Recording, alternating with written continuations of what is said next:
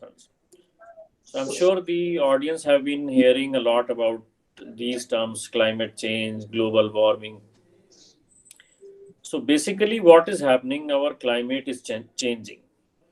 So what happens? The source of all the energy which is coming to the earth is sun. For all the energy which is coming to the sun, to the earth, is the source is sun, except for the nuclear energy.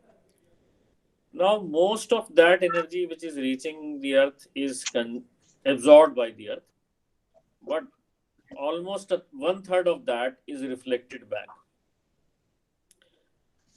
Now this reflection, when this reflection occurs, there is a blanket of gases around the earth which we call as atmosphere.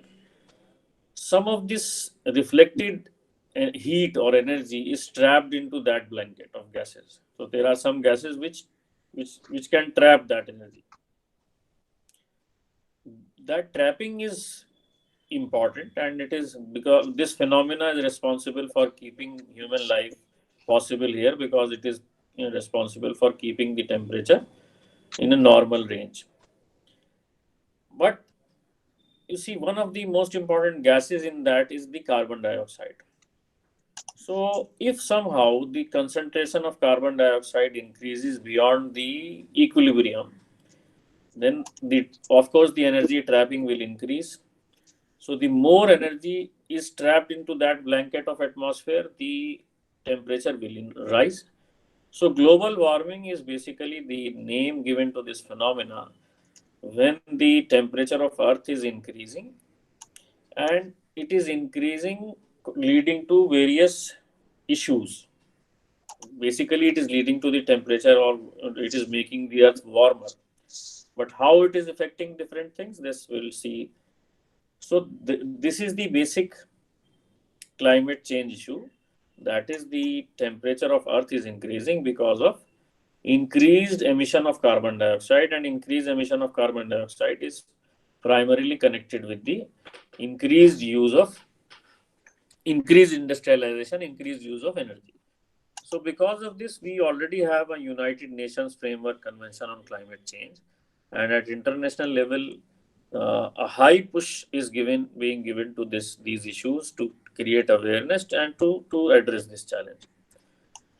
So basically, if you see in terms of numbers, so we release around 51 billion tons of CO2 emissions per year, and because of that, the average temperature of Earth is increasing. If we take the reference as pre-industrialization era and compare the present time with that, so already 1.2 degree rise has been seen in the average temperature of Earth. So this is not a new phenomena. The temperature of Earth had a history that earlier also it used to rise and then fall, but the rate of rise is very fast this time. So there is clearly a role being played by the humans. So 0.9 degree rise has been there since 1970. The last 6 years have been recorded as the hottest years in the 140-year record.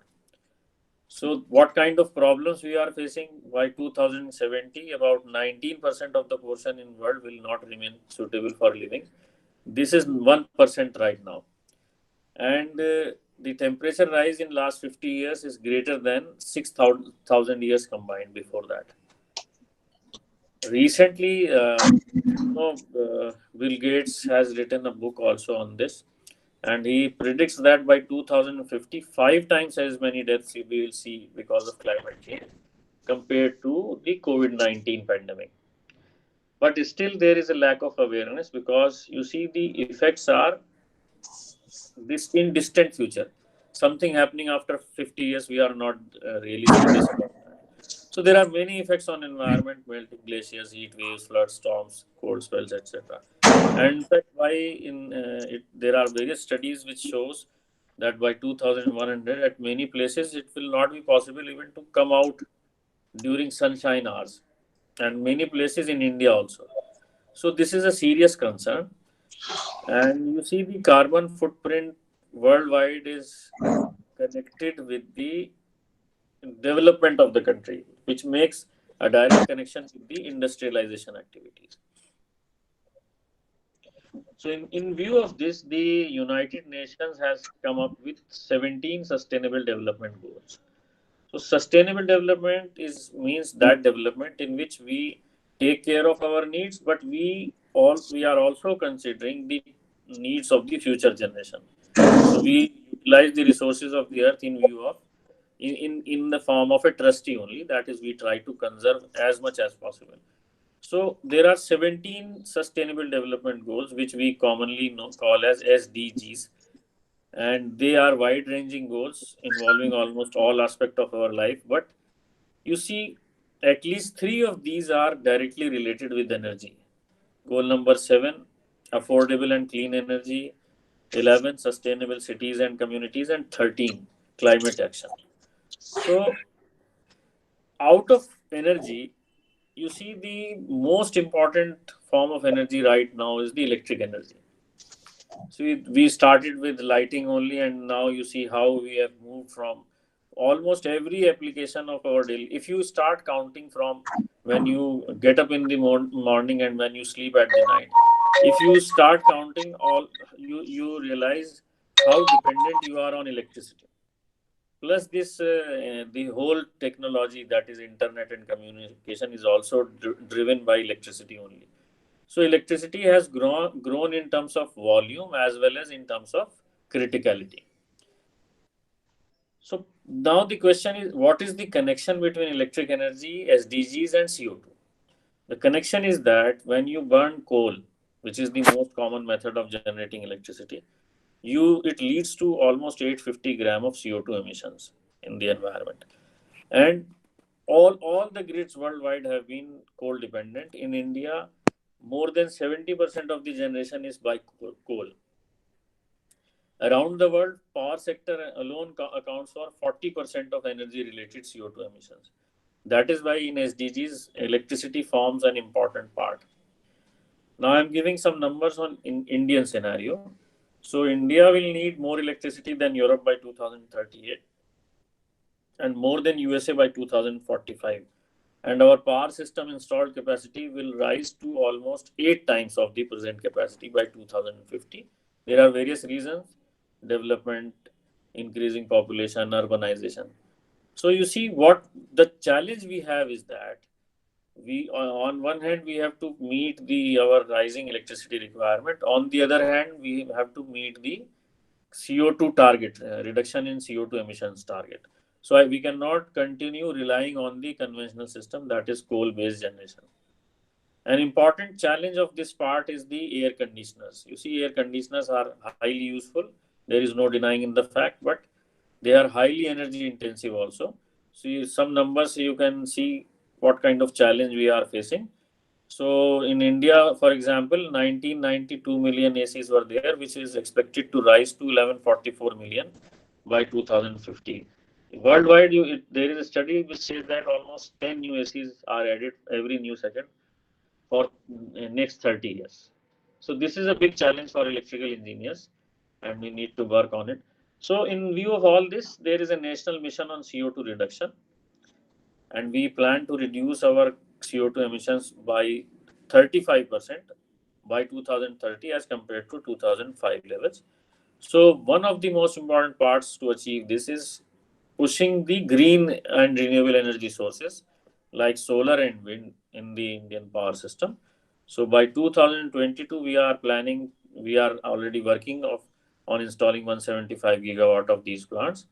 And now the Prime Minister has already revised with good results in this initial phase that will make it 450 gigawatt by 2030, which is the most ambitious plan in the world. So Indian grid, everywhere we are seeing this going to green energy sources. So I'm skipping the details because of time constraint, but I'm giving you this number. As of November 20, already we have 90 gigawatt of renewable and green energy plants. This does not include the hydropower. If you include hydro, then the number further goes up. So 90 gigawatt already there. Our targets I have already mentioned. There are predictions that by 2035, these plants will cross 600 gigawatt capacity also, and will form more than 40% of energy mix. and coal is losing its top position in a fast way. 72%. It is expected to come to around 30% by 2035. So, in this background, the important questions for engineers is that you see the grid, the electricity dependence is high, and the volume is high, the criticality is high, and we need manpower to at every level of this power grid ecosystem. So we have to address these questions. What capabilities will the engineers need to design, build, and operate this? What kind of engineering and technical solutions are required? What skills the manpower related to new power system are required? And what kind of emerging technologies? The energy we need to consider in an interdisciplinary manner. It is not only dedicated to electrical engineering department only. So we need to cater, we need to bring in all the new emerging technologies to the grid. And I have mentioned some of the important upcoming technologies which the students may find interesting. So, more efficient solar modules, automation in solar operation and management, use of artificial intelligence, cloud computing, machine learning, etc. Floating solar plants, wind solar hybrid plants, energy storage in which lithium ion and pumped storage both are there. The cost of lithium ion has fallen by almost 80% as compared to 2010. Green hydrogen, it is also a very promising area, upcoming area as a fuel as well as storage. Then vehicle to grid, agro photovoltaics, blockchain is, I'm sure, going to play a very important role because this energy trading, peer-to-peer energy networking is will come up in a big way. Already, UP is the first state in which one pilot project has been done on it. Micro and nano grids, and I would like to share that in India, we are going to have the largest green energy plant in the world of 30 gigawatt over 70,000 hectares of land in Gujarat. So this the area itself is equal to Singapore and Bahrain if you consider, and 30 gigawatt having both wind and solar. So this is going to be a great project. And this, so I wanted to bring in the developments related to energy which we need to consider when we are on the path to sustainable development. I would end with this quote of Einstein, which has been paraphrased, that achieving sustainable development goals is like riding a bicycle. So to sustain progress, we must keep moving forward. So this applies to all of us and especially to the academic institutions. We should keep this in our plans, and we should keep making small steps progress towards achieving this goal. I thank you all, and I look forward to the questions from the audience or co-panelists also. Thank you.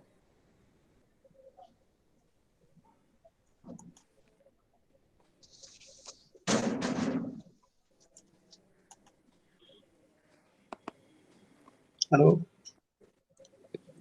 Zaid? Yes, Yeah. sir. Thank you. Thank you, sir. Any questions from the audience? I think that we can have questions, discussion in the Okay, end. in the end. Okay. Okay. So I request Dr. Professor Masroor Alam sir to start his presentation, initiate the panel discussion. Okay, thank you, Zad. And I have shared a screen for you. Perhaps it must be visible to all. This is simply a quote from a Canadian broadcaster, David Suzuki. Is it visible to all? Yes, Yes, sir. It is visible. Okay, so I'll start with this quote that this planet, Earth, is the only living planet. There is no life on any other planet. And almost whatever resources we are using, it is coming from this planet only. And for the survival of life, including the human beings, we need three things: air, with good amount of oxygen, water in all the three forms, that is solid, liquid, and vapor, and soil. So we need to have both, we need to have all the three phases, that is gas, liquid, and solid, to survive on this planet. And this is the only planet. And as Professor Rehan has said, that we are custodian of this planet. But as you see that because of increasing population, we are using all kinds of resources. And most of the times we are overusing these resources. And this has resulted into shortcomings of some of the resources.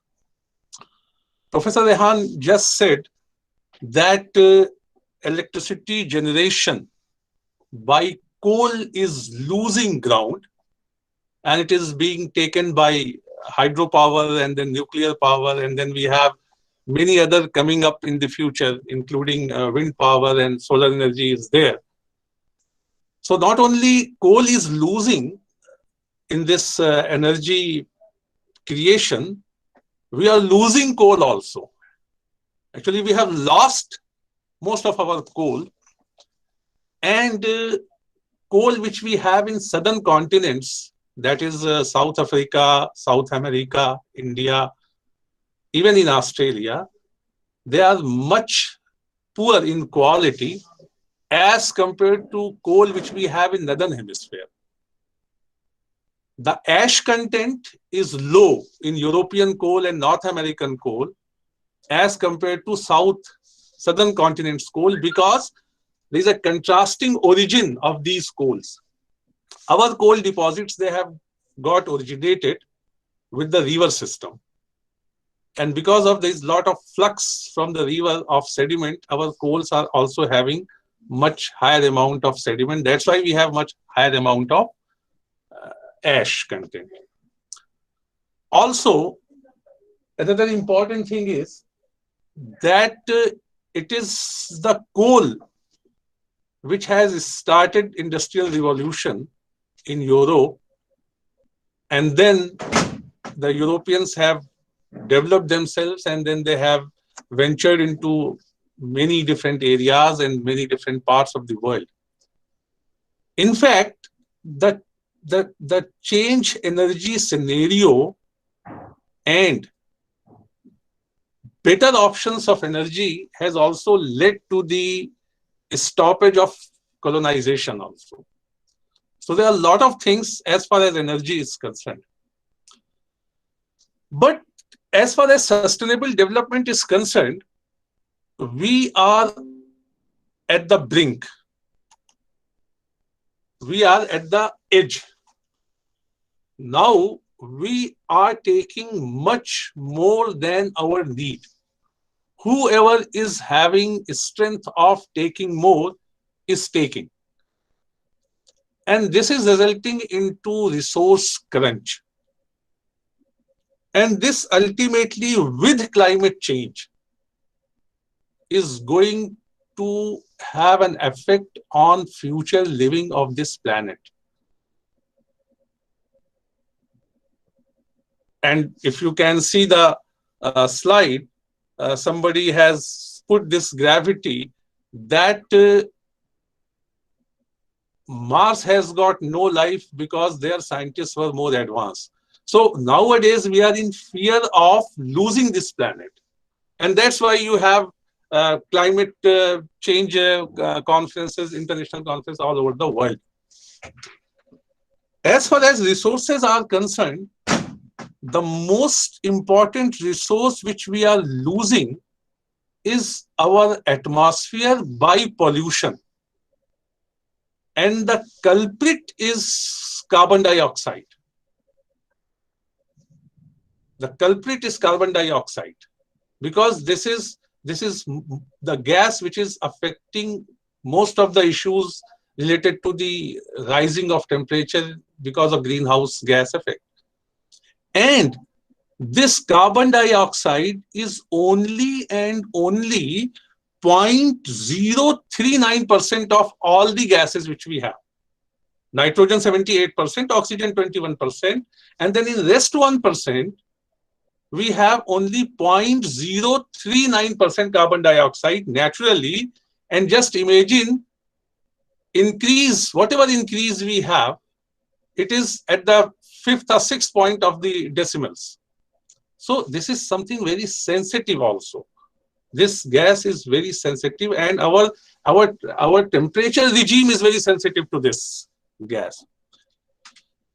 Now, if you can see this slide, as far as sustainability is concerned, the sustainability means that we have to live with limited resources, and we have to think of our future generation, who will also be needing these resources.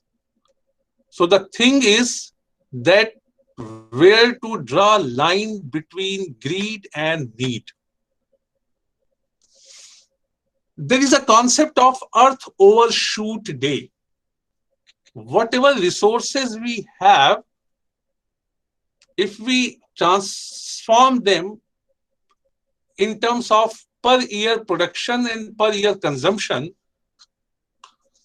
if we transform whatever resources we have and we just keep it for an year, then in 1970, the annual resource which we had lasted for 362 days, which should have had last for 365 days. In 1970, it has last only for 362 days. 3 days, for 3 days, we have taken sort of overdraft. So from 1970, if you come to 2019, we are using all our resources in 151 days, and 214 days are still remaining. Just imagine the level of overdraft we are taking. In 2020, this time goes slightly backward. In spite of in place of 151st day, our resource moved up to 232nd day. Only 133 days were remaining. Last time it was 151 days was remaining. This time it is 133 days remaining. So there was some improvement. Why this improvement? Because of COVID. So why I am sharing this slide with you? Just because of the fact that it is all up to human consumption. The Qatar, which is having the best living standard in the world, they need 9.3 Earth for their best living standard. US needs 5 Earth. South Korea needs 3.5 Earth. Germany needs 3 Earth. And if you come down to India, we need only 0.67% of our Earth. So see here that who will check himself, or which country is going to check for themselves as far as resource utilization within limit is concerned. So the issue of sustainable development is something very important. Should it be restricted to a region? Should it be restricted to a country? Should it be restricted to the world? Who will take the lead? So with this, I'll stop here. I'm not coming on to the topic that is water, which is the elixir of life. Without water, the life will not be possible. Because of shortage of time, I'll stop here. I'll come back again on this very issue of water conservation and importance of water. Thank you. Thank you, Professor Alam, for this wonderful presentation. I would request now Professor Vishal Gupta Sahab to kindly share his presentation. Good morning, sir. Thank you. I will continue with my thoughts without presentation. Okay. So, panelists. First of all, I would like to thank IEEE student branch here at CET at AMU to organize this panel discussion on sustainable development and role of engineers for World Engineers Day, and also inviting me as one of the panelists. And I would also like to convey regards to my co-panelists. So, continuing with the thoughts of Professor Alam Sahib have just conveyed, I just share my views on this topic of energy conservation and energy audit. One word Sir have used, Alam Sahib have used, culprit CO2, carbon dioxide culprit effect.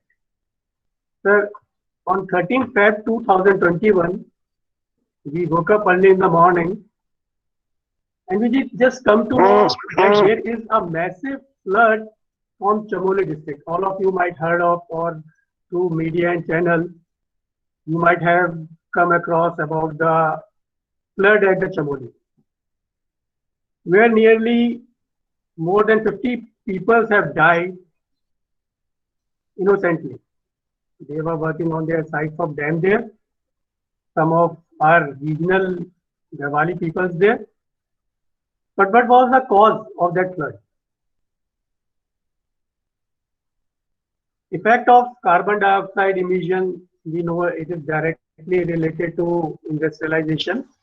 More and more industrialized industries will be there, more and more carbon dioxide emission will be there. Discussing those effects of like glaciers, melting of glacier, rising of temperature, ozone depletion, reading it on books is a different thing. But when you face those tragedies in front of you, I was there at Rudraprayag, and just we came to know there was a glacier and there was a massive flood. So everyone is running around, nobody knows what to do. So what was the cause of that? Glacier, melting of glacier, breaking of big glacier. So again, Alam Sahib said one more thing beautifully. Those who can take are taking more from the environment. In spite of people are conducting conferences, developed countries are involving in technologies. Several platforms are focusing on energy conservation, sustainable development, but still there is a mindset that taking more, those who can take more, they are taking. Different platforms are trying to put something different and trying to change the mindset. One latest example all of us have gone through is US, who was into the Paris Agreement, but your Donald Trump withdraw from this Paris Agreement on climate change mitigation in 1st June 2017. While like developed country have this mindset of like withdrawing themselves from such an important climate change campaign, which is initiated by United Nations and every other countries are involved into it. Recently, last week only, their new president Biden have rejoined this championship again and become a part of this agreement. Same is the case with the Kyoto Protocol. Developed country, who was the major source of, as Sir have quoted the figures also, the major source of carbon dioxide emission and causes the change in the climate, still their Senate in 1997 withdraws to join in the Kyoto Protocol. So, this is very true. Those who can take more, they are taking more. And the culprits effect, until and unless you face them personally, surely you will go and adapt for the conservation of energy as well and for the energy audit also. My point is discussion is energy audit and energy conservation. Why I focus and discuss these issues? Because when it comes to the energy audit, everybody believes that, have a mindset that energy should be saved by someone else. The process should be initiated by the other people only. There are so many slogans, so many highlighting quotes are there always to motivate people to save the energy. It is beautifully said that 1 unit of energy saved is equivalent to 3 units of energy built. So if we will talk about the energy, what is energy? It is nothing but the physical system or capacity to do the work. If we are doing work in the different sectors like mechanical energy, thermal, nuclear, chemical, electromagnetic energy, these are the energy which we use in different utilities. When it comes to energy audit, we divide these utilities broadly into 2 categories. One is your thermal utility, second one is your electrical utility. And the strategy of adjusting and optimizing energy using system and procedures so as that to reduce the requirement of energy per unit of output while holding a constant total cost of producing the output from this system is the energy management. Now, what is the meaning of this thing? That means whether it is your management or whether it is your employees or your peoples, they have to design a system where you're without deteriorating or reducing the number of output units. You have to develop a system where you can conserve your energy. That is, energy can either be created, not destroyed. So minimize your losses so that input should become converted, maximum of your input converted into output. Now, what will happen? There will be 2 aspects of this energy management and energy audit. One is at your managerial level. Second, what is your technical level? If it is your managerial level, then you have to plan for what to do and what not to do. And second thing is to implement those plans with the help of your manpower, what to do or what not to do. For an instance, AMU have established a Center of Integrated Green and Renewable Energy cell in your campus. This is very motivating and highly appreciable thing which Vihan Sahib have started in the university. But surely now it's their responsibility to chalk down some procedures which need to be adapted. But who are going to adapt those changes? One is your management and another is you people only. There is certain instruction has been given, switch off your light. So I know maximum of my audience is students only. And one day they are going to hold some big chairs or big designation in big companies. So if this instruction is there to switch off the light, it seems to be very small.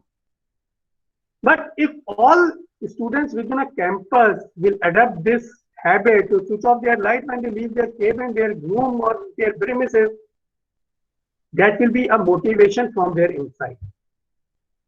Designing these policies and executing those policies, whether it is your college or university level, or whether it is your big utility industry process like cement industry, coal industry, sugarcane industry, cement industry, or your building audit. If that mindset of changing from their own house is not there, all we conferences are conducting is like something we are doing theoretically only. So we should be motivated, we should minimize cost, we should help in production by saving the electricity. It's not like if we are not able, we are sitting at our home or you are sitting at your hostel, you cannot be a part of energy generators. You save energy. Surely you are going to help in generating the electricity.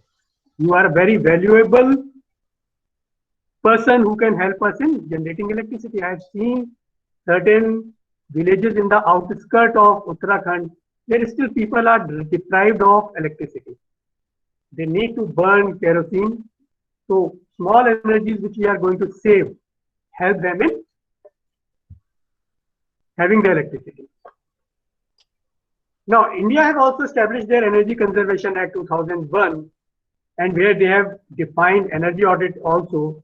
the verification, monitoring and analysis of use of energy, including submission of technical report containing recommendations of improved energy efficiency with cost benefit analysis and action plans to reduce energy consumption.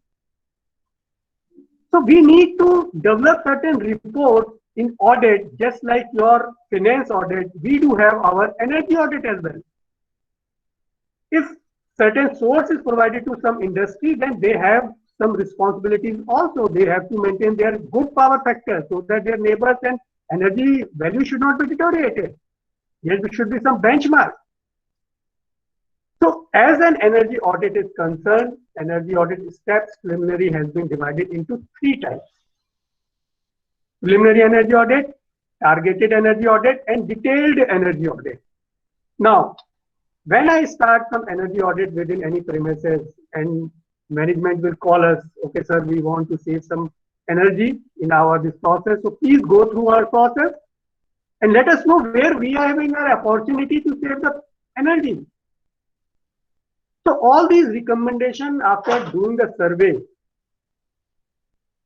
all the recommendation I will list down. I will prepare my own report before presenting it to management, because management on the basis of my report will discuss with their employees also, their management, board of management also, whether they are able to implement those changes or not, because they are cost effective at the time, at the instant of implementing. In the long term, they will surely help them in recovering the cost. In the preliminary audit, we will go do the survey of the process and find out the loopholes where energy is withdrawing in the system, losing in a system as a loss, whether it is your electrical loss, mechanical loss, thermal loss. Now, when this preliminary audit reports we discussed with the management, they call the entire board of management also, they call their employees also, they discuss our findings with these people. Then we go for the targeted energy audit. Now, instead of focusing on the open survey, now we will focus specifically on the points we have find out where we can, when opportunity to save the energy. And at that point, we will focus what will be the cause of loss of energy and what will be the solution of solving those things. We will submit their report to the management. Now, here comes a very important point of changing the mindset. After submission of our report, which personally I have submitted to many government departments also, in army sectors also, they collect the report, but they are not having that inbuilt inclination to implement those reports practically, because it requires change of their system, change of their utilities, and of course investment of funds also at the time of initial time.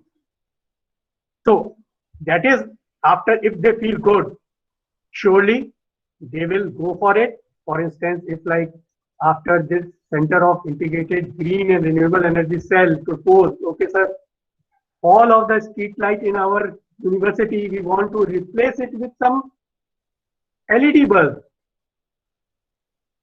low energy cost energy bulbs. So what will be, that is a sort of, your targeted energy audit recommendation, where you suggest something, or you suggest, okay sir, these are the window panes, charred in color, we want to replace them with transparent white.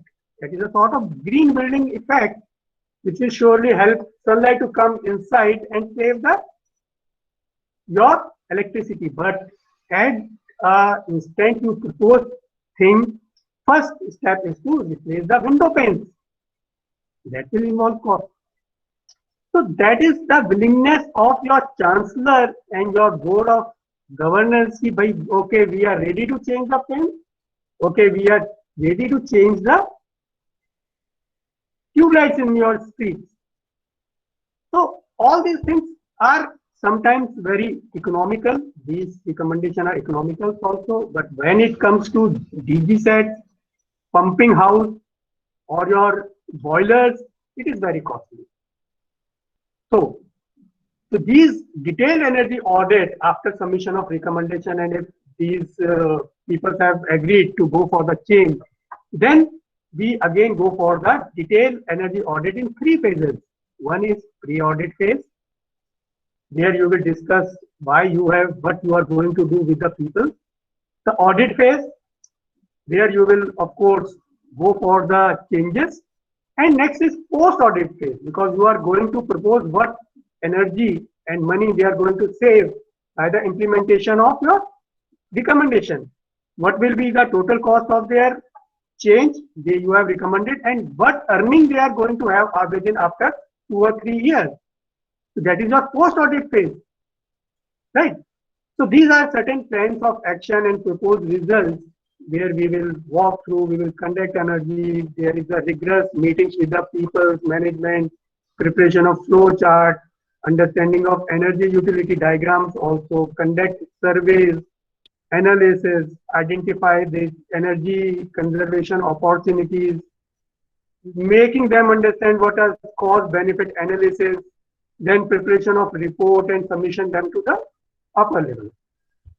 So all these things are the process of entire, what you may call is your energy audit. It requires your instruments also, like you should have some flow meter should be there. If you are going for your electrical utility, ammeter, watt meter, power factor meter, energy meter, all these instruments are required. And if you are going for some building, then flux, luminance density, there are so many other things which you are going to have in your hand for energy audit. Right. So these are the main requirements. There should be investment, then annual cost, operation costing, and annual savings. These we are proposed to them. Simultaneously, we analyze their electricity bills also in energy audit. What are their original units? What is the unit cost? What is the monthly billing conducted? Monthly billing having in their process, whether it is your electricity or if you are talking in terms of fuel, coal, then what is the amount of fuel or coal they are consuming, unit of their consumption per monthly, and what will be their cost. And then we will convert these costs into total saving after implementation of our energy saving policies. Internal benchmarking, like historical trend analysis of that particular process, and external benchmarking, what additionally latest we can offer to them, is the part and role of your energy manager and the energy auditor. So Bureau of Energy Efficiency is conducting a course under the Ministry of Power known as Energy Manager and Energy Auditor. So all graduate engineers are eligible for having those examinations, qualify those exams, and they will get or awarded as a degree of Energy Manager. And if you will go into the one more paper of the same syllabi, then you will be promoted as an energy auditor. So I think like such a beautiful cell or energetic cell you have formed in IEEE student member in your university, you must attempt for those test ones, whether it is a mechanical energy engineer, electrical engineer, civil engineer, computer science engineer, they can apply for those examinations and they can undergo those examinations also.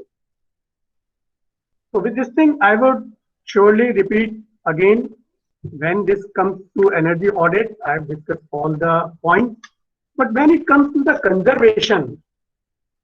conservation, sustainable energy management is there, carbon dioxide emissions is there, and it is totally related to your industrialization. So developed countries already who are like a major source of emission of carbon dioxide now settled well, having a tremendous growth in their economies, they have a burden to let their carbon dioxide emissions bring down to certain level.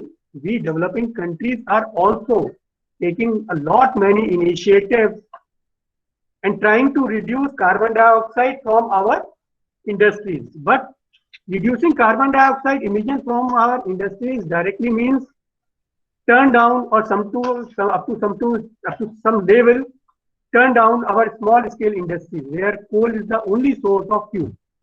because they are not able to afford electricity. So they, if you will go to Moradabad, Bareilly, in that region where every house is having some kind of a small industry, MSME sort of a setup, they very much depend upon the coal. So if we cut down our CO2 emissions, straightaway those policies of government will affect small scale industries. Big industries have an option of green credits. If they are going to reduce their carbon dioxide emissions, they will be having some loss. If they will, on the reduction, they will get some credits, and the REC bank, they can submit those credits and get some revenue or some benefits also. So on the same country, we are having multiple sort of sectors. Everyone is trying to bring down carbon dioxide, but these opportunities should be shared by all, should be initiated by all, whether it is a developed country, developing country, or developed country. We are developing country. There are many countries who are still under development. Like small countries, if you will go, they have no other sources of electricity. They burn wood. They burn fuels in the form of coal. So we, up to what extent they can adapt these changes that need to be balanced. So with all these things, I will like to thank all of your organizers, especially Mohammad Zaid Saib, to call me event coordinator, to give me this opportunity to express my thoughts on this topic. Thank you, sir. You give a very detailed description about energy audit, and basically, usually people have this kind of confusion that if somebody asks the students what is energy audit, so they just say that you can replace bulbs with LED. That is energy audit. So that is the usual concept that people have. Uh, so thank you, sir, for explaining it in detail. I now request Dr. Harish Saab to please take over the session and talk on conservation of uh, energy conservation in buildings. Over to you, Dr. Harish. Thank you, Zaid sir. Am I audible? Audible, sir. Audible. Very good morning to all of you. Thank you so much, Zaid, for the introduction and for putting up an excellent event. Honorable co-panelists, Professor Rehan Saab, Professor Alan Saab, Professor Gupta Saab. To be very honest, I feel myself as to an extent intellectually incapable of speaking when all so many honorable dignitaries have already spoke about energy conservation, sustainable development, and the green energy resources, and the management of energy and water as well. So I will not be presenting, but I'll just want to put up few ideas before all of the participants and also before the co-panelists. I have been working on the building energy systems, especially modeling, because I have a background of electrical engineering, electrical and electronics engineering, on the aspects of modeling, control, and multi-objective optimization of building energy systems. The idea being that we want to provide comfort to the occupants inside a building in terms of thermal comfort, in terms of visual comfort, and in terms of indoor air quality at a minimal operating cost and minimal energy usage by the HVAC systems, that is the heating, ventilation, air conditioning systems, and also lighting systems. While working towards this, I have realized that there are a large number of missing points and which took up a large amount of time. All of the honorable dignitaries have already spoken about the importance, significance of why should we look into the sustainable development, not only as an aspect of that it is to be studied only by civil engineers, or to be studied only by architects, or to be studied only by environmental engineers, but each and every engineering graduate, undergraduate student needs to understand the concept of sustainability and take part and participate with interesting engineering solution which will not only provide the solution for a task, but at minimal ecological impacts on our planet Earth. So this is already known to us. But honorable panelists, I have one question here: where to get the data? The data is still not available to a complete extent, because even if you go to the Bureau of Energy Efficiency websites or ministry websites, we are still looking towards, okay, this much, this is the pie chart, this is the chunk of building energy usage. It is from 25 to 31% of a nation's total world energy, nation's total annual energy usage. And from 25 to 33%, this is the amount of total GHG emissions which it contributes to. Now, the total GHG emissions also includes the direct GHG emissions and the indirect GHG emissions. And NITI Aayog in its draft National Energy Policy has regarded buildings as a service sector in 2016-15. But when we see the pie charts, there is a large quantum of pie which says miscellaneous or others, maybe more than 33 or 40%. So as an engineer, or this is again opening up to all the students as well, you would also feel interesting on doing mathematical mapping of the surveys that are being created by the auditors or that can be created by yourself, right? Like, for example, I want to share an anecdote that when we were closing, we were invited for a closing ceremony through a 2-day seminar in Eindhoven University of Technology, Netherlands, for our postdoctoral project. I went there and I saw a beautiful campus. It was one of the campus which doesn't have a security guard. So that was mesmerizing for me. It didn't have a security guard. So I saw an educational campus which doesn't have a security guard. And the second thing was that there were very few people who were riding motorbikes and large number of people were flying through bicycles, right? And it was a beautiful building. It has been awarded some, awards for the buildings and everything. And when I went inside, it had a very good infrastructure, automatic opening and closing of even the windows, the doors, even the lift elevators, so on and so forth. But the thing is, when I realized that there were certain aspects of it, and it was regarded as one of the smart building scene or a building scenario. Being an energy saving enthusiast, one of the dignitaries, the professors, never used the lift to go to her chamber, but always used the staircase, right? Now she parked the bicycle and she had her office on the 4th floor. She was getting late for a meeting. So she climbed up the staircase. She was rushing through the staircase, went inside her cabin, wanted to cool off, right? Because her metabolism, because of the nature of activity, she was feeling the heat. Even though it was January, she wanted to use the air conditioner in such a way that she wanted to cool off. But because it's a smart building and it was fully automated, the control law or the control algorithm which was developed was in such a way that it was taking the inputs of the number of occupancy, the nature of work inside the building, and the outdoor temperature. And she was not able to change the temperature. Now, would you say that as smartness? Right? I understand that, okay, it was morning hours, it was the outdoor temperature was pretty cool. They were the passive infrastructure is very much to a very higher extent that it enables energy savings, but the occupants should be given a priority as well. So this is where the role of engineers, even for the sustainable development, comes in, where we as an electrical engineer, we study power systems, we study control theory. So when we study control theory, we study control laws, we study tuning of PI/PID controllers, we study lead lag compensators, and we study the stability analysis, right?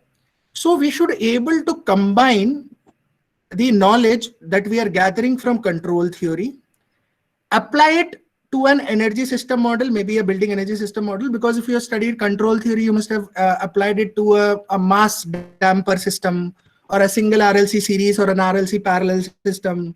and took the Laplace transforms and worked on it.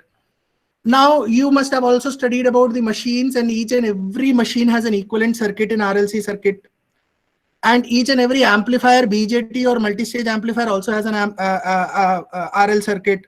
Of course, whenever you talk about amplifier, it has a dependent voltage and current sources also. And you have studied network theory also. So you have studied the reduction methods through Thevenin's equivalent and Norton's equivalent. You have also studied two-port networks. So when you have studied two-port networks, you have studied any two-port network that is has an input port and output port, can be modeled using Z parameters, Y parameters, H parameters, and ABCD parameters. Combine all that knowledge. Try to modify and try to say whatever you have studied, try to challenge yourself that whatever you have studied, the control law, change the inputs, index the disturbances, and see your how output is behaving or not, right?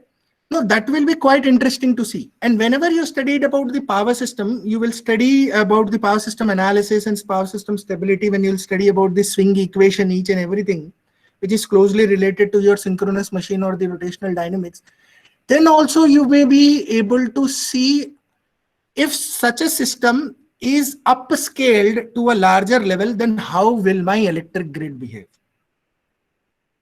See, make sure electrical energy is required. Our per capita electricity consumption as per 2017-18 is still 1200, around 1200 kilowatt hour per capita. And we need to increase that because that would increase our human development index and increase our economy, right? So that's what the honorable, all the other co-panelists were also saying, that as an engineers, we know that we have to create a house.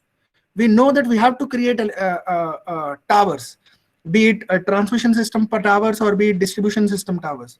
And we know that we would prefer for a transmission system tower if we want to go for overhead lines. But if there are certain stages where we have to cross, large sections of water bodies or such a terrains where we cannot put transmission towers, we have to create underground cables, right? So engineering will be there throughout the life, but we can coexist with the sustainable environment, having minimal ecological impacts, encouraging our co-engineers as well in order to develop such a systems which would provide a positive impact to the environment. And that's where the carbon credits and Kyoto Protocol also comes into the picture.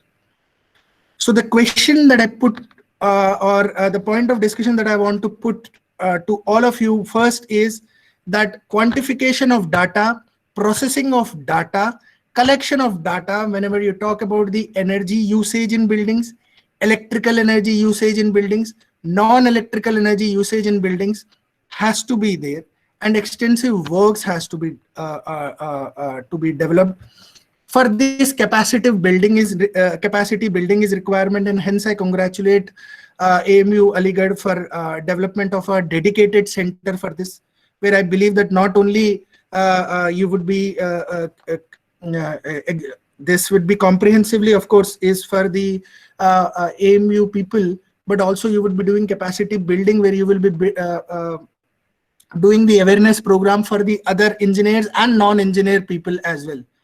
And the second question is how to, and second points to all of you is, because most of you are the students, how to incorporate your subject learnings in order to develop a small, maybe mini project or your MTech or BTech dissertations in such a way that you are addressing not only a technological challenge, but also incorporating certain sustainable variables.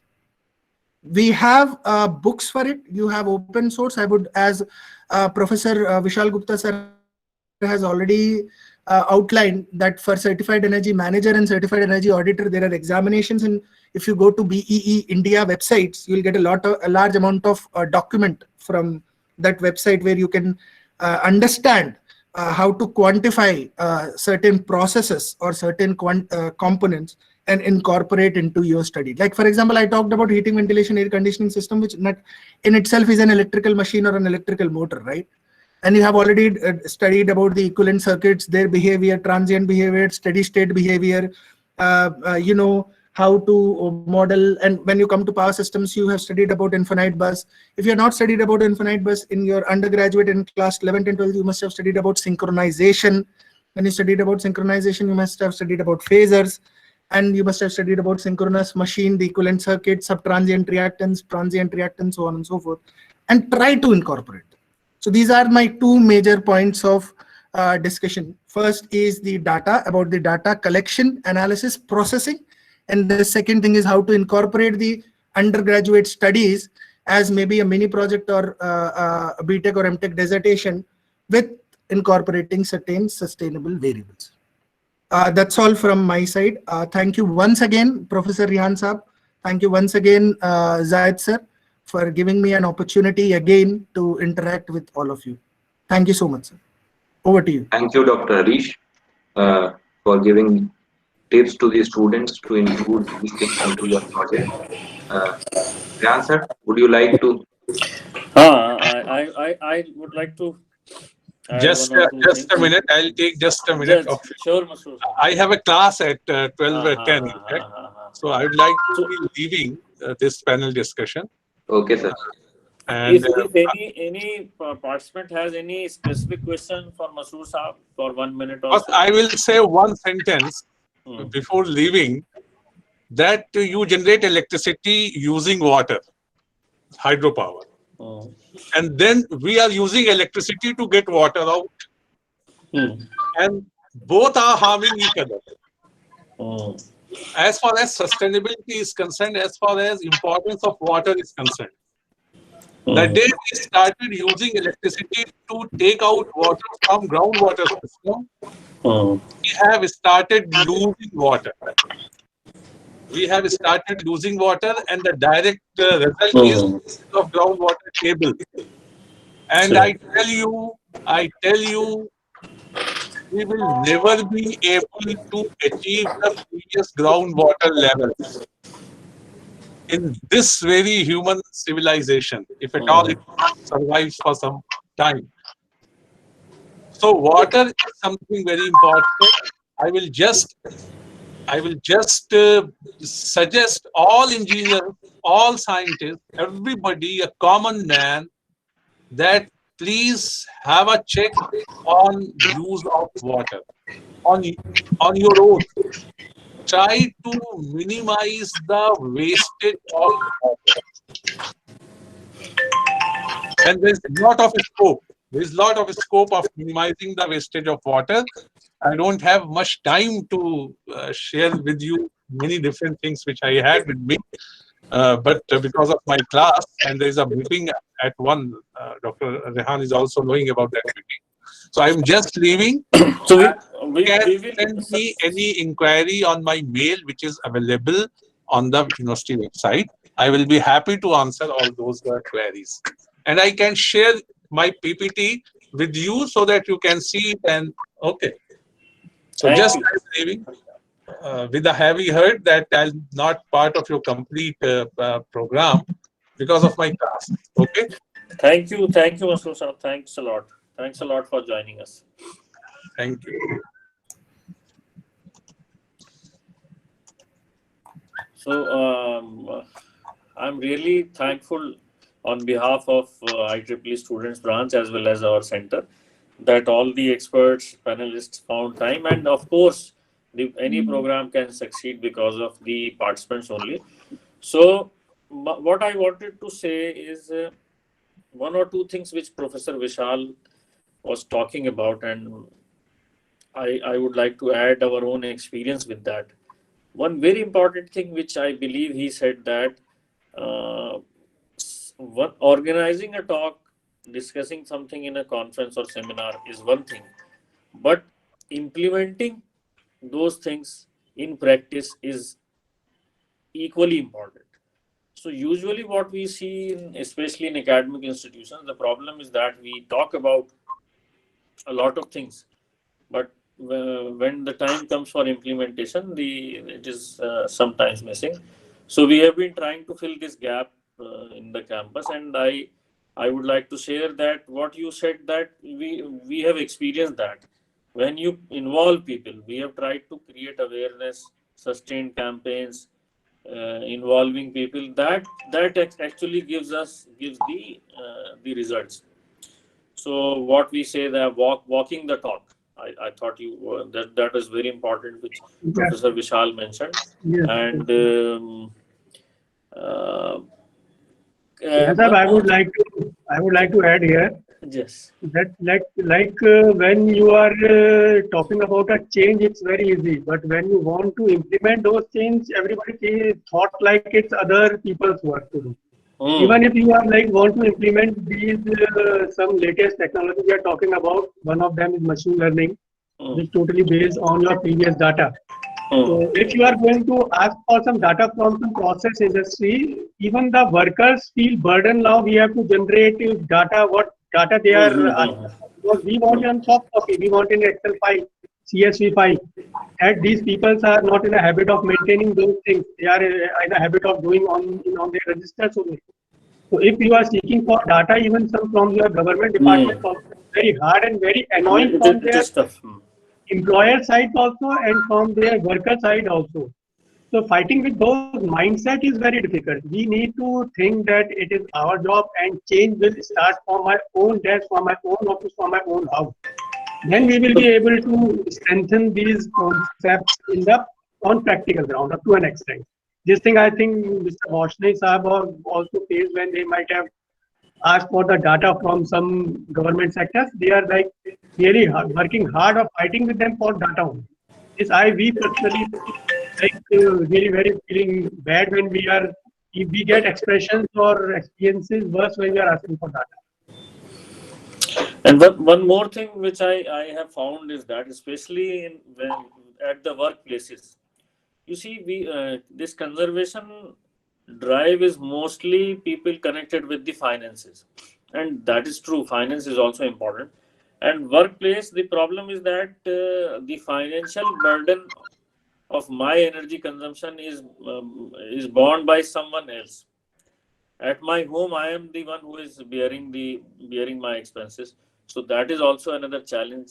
So that is why Yes, I believe we need to connect some moral, and in fact, we have been trying to utilize the religious instructions also in this aspect. So all the religions talk on about conservation and sustainable living. So I feel that is also important. We need to connect the social and moral part of it in addition to the financial part. And I request Harish, if you want to add something, and then we'll have Zed. We can have questions from the audience if there are any. Or Yes, sir, and yes. in fact, Zed, if you want to add something, summarize, or say any points you want to raise.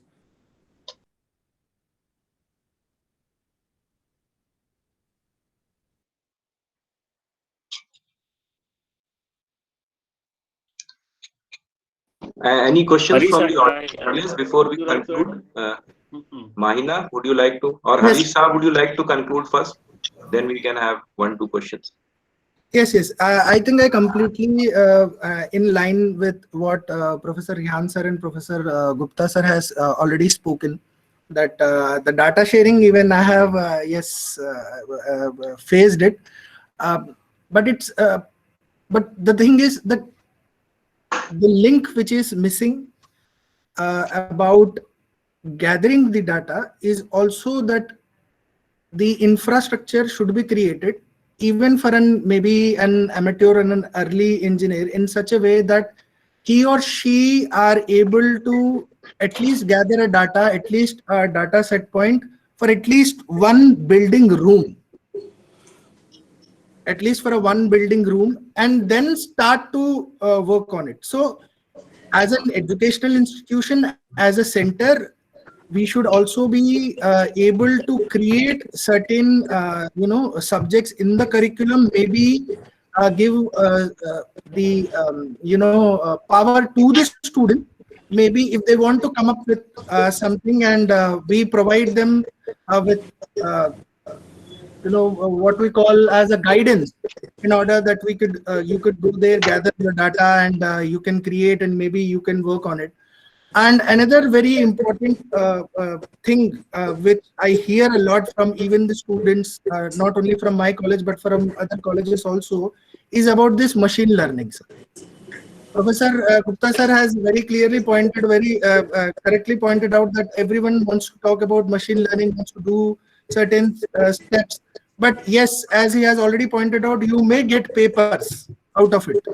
You may be presenting it in conferences out of it, but what to do about it? Like even in our power and energy systems, we study about PMUs, phasor measurement units. But what the data should be done with it? So much amount of data is there. What to do with it? So the link which I believe is missing is the sense of sufficiency, that we are sufficient with this amount of task only. Maybe in a particular room, if I am sitting alone, I may not require 4 lights. I may change my position, go towards the window, sit there, and then maybe not use any of the lights, or maybe use 3 of the lights. So the behavior pattern, that is the sufficiency. I am sufficient enough to do this amount of task at a reduced energy. For that, the data to be generated, what is the questions that need to be asked, I think the students have to come up with that as well. That is where, of course, the faculties can guide through. So the only point for data for me is that. Yeah, one more thing I would like to add over here with the data and the machine learning we are talking about in energy saving or audit or conservation and sustainability. There is lots of scope of patenting also. Like if these students can work out on some IoT or some reinforcement machine learning, or develop some small portion or small hardware also, there is a lot of scope of patenting and granting also. If students can try it through your cell of Center for Integrating Green and Renewable Energy and IEEE student branch, if they propose some patent together with your department with some projects, surely you will get very positive results in the field of energy. Implementing with these latest technologies, blockchain, IoT, AI, machine learning. That is my suggestion.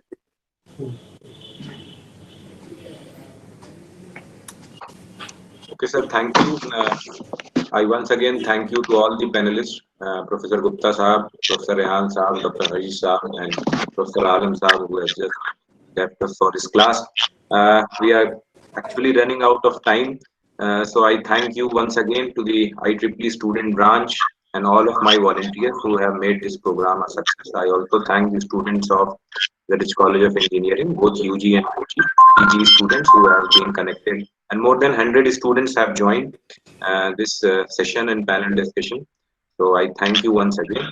And now I think we can exit. And thank you once again, sir. Okay, thank you. Thanks a lot. Thank you. Thanks a lot. Thank you, Vishalji. Thanks a lot. Thanks a lot, Harishji. Thanks a lot. Thank you. Thank you, sir.